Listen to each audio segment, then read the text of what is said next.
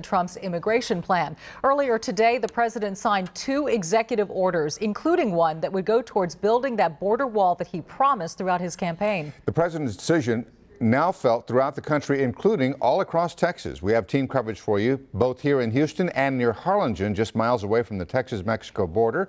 That's where our Keith Garvin is live now with what people there are saying about a wall. Keith? Bill, Dominic, we're about 10 miles outside of Harlingen, and hours after that announcement from the White House, there are no major or noticeable changes here at the Los Indios bridge crossing, but that news certainly has spread throughout this part of Texas rather quickly.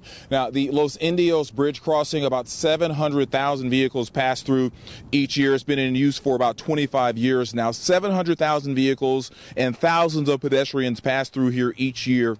And here at this point of the U.S.-Mexico border, there is some border fencing, but President Trump made it clear in his executive orders today that he plans to build a large physical barrier, i.e. a wall on the entire border. It's a campaign promise he seems to be making good on, and his supporters are in favor of the move. We've got to keep the people from coming over here to keep our own jobs. If they're coming over here, we're losing our jobs. Everything Trump's doing is great. They'll just need to move along quicker.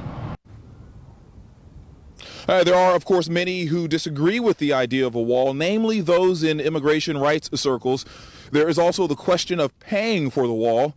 The president has repeatedly said Mexico will reimburse the U.S., something Mexican leaders have said will not happen.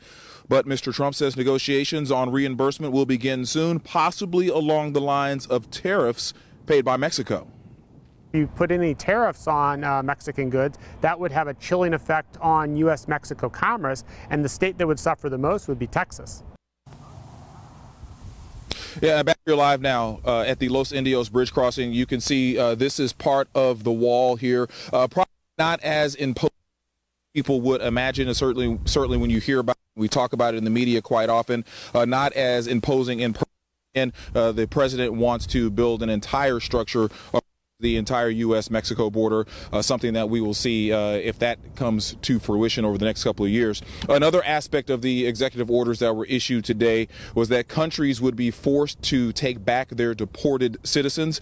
Also, Mr. Trump said that federal agencies will, quote, unapologetically enforce the law, no ifs, ands, or buts.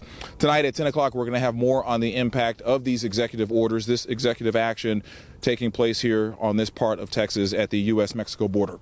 For now, reporting live on San Benito, Keith Garvin, KPRC, Channel 2 News.